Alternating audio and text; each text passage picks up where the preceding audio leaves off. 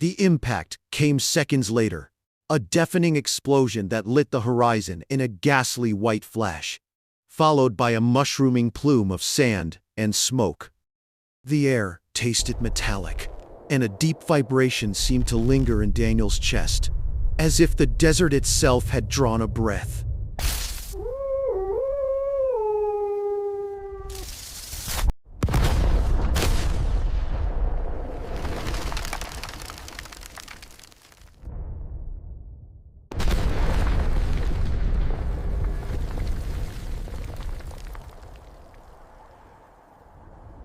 Dr. Evelyn Shaw arrived moments later.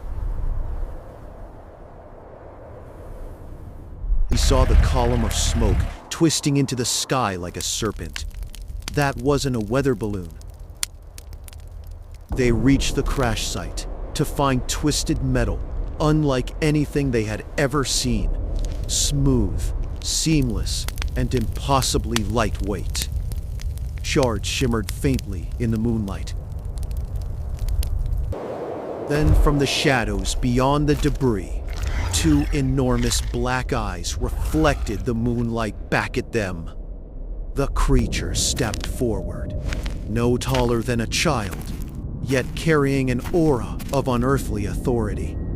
Its movements were fluid, almost liquid, each step accompanied by that soft clicking sound. The beam of light from the hovering craft seared into the desert sand, throwing up a blinding column of dust and heat. Someone was descending slowly within that light. As the dust began to settle, the figure stepped forward. Its skin was pale gray, stretched thin over a long, narrow skull. Huge, glassy black eyes reflected the moonlight. The alien raised one long-fingered hand, and a wave of crushing pressure forced Tom to his knees. His vision blurred, his ears filled with the deep thrum of the craft's engine.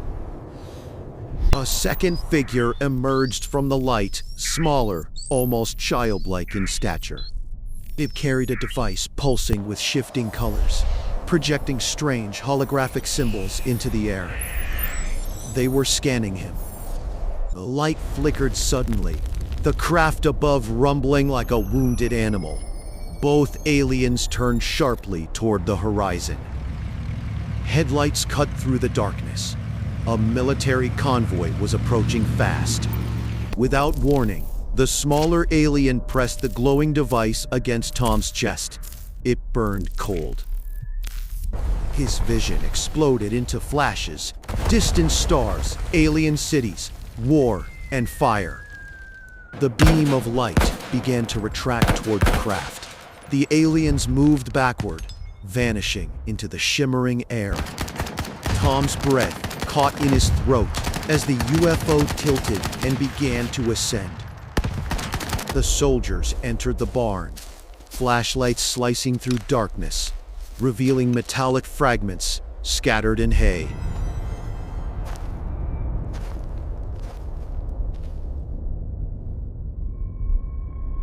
A sudden metallic screech echoed from the loft, freezing everyone in place. The alien dropped silently to the ground, its skin pale and glistening under the flashlights. What is that? I don't know, but it's not ours.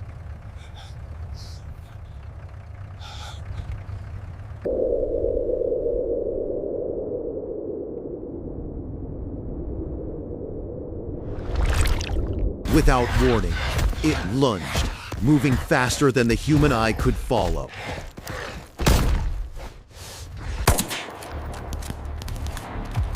A flash of gunfire illuminated the barn, revealing two more creatures crawling from the shadows.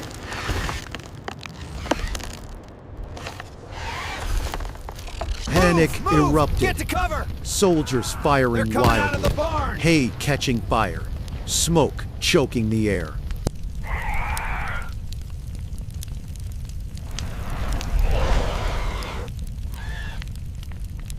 One alien was hit, collapsing in a shriek that didn't sound of this earth.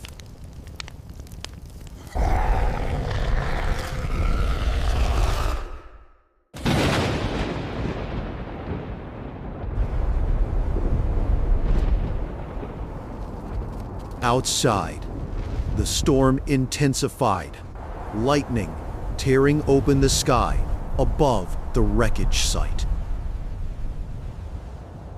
Two soldiers dragged the injured alien toward a military truck, its body twitching unnaturally.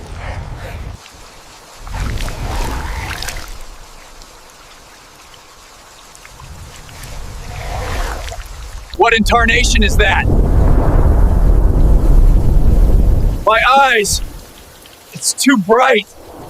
Suddenly, a beam of blinding light descended from the clouds.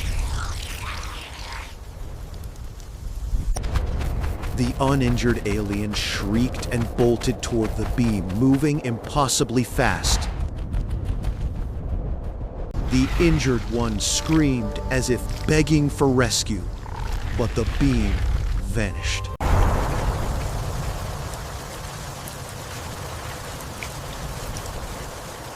The soldiers bounded in heavy chains.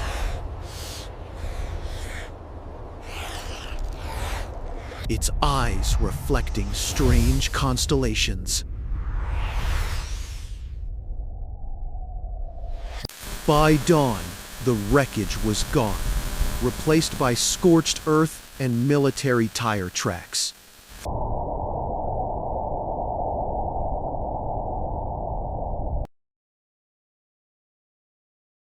The alien was transported to a secret facility under heavy guard.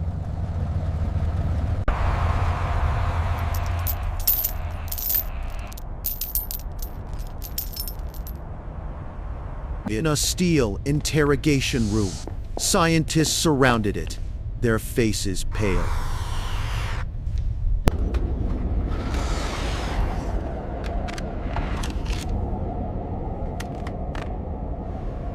It began to hum, a low, vibrating tone that rattled the walls.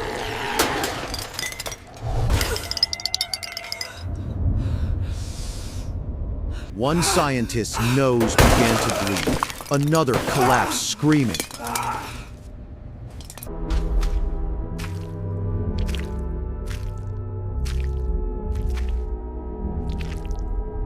The humming stopped, and the alien smiled for the first time.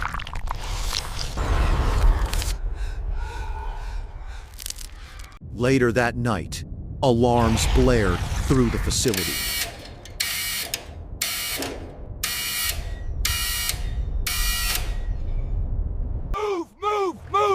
We've got incoming!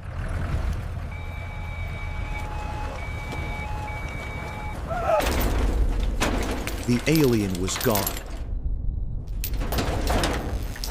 And so were 3 soldiers.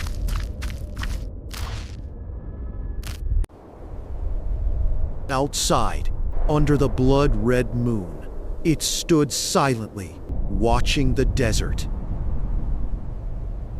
In the distance, lights appeared, not from Earth. The craft hovered silently above, its size blotting out the stars.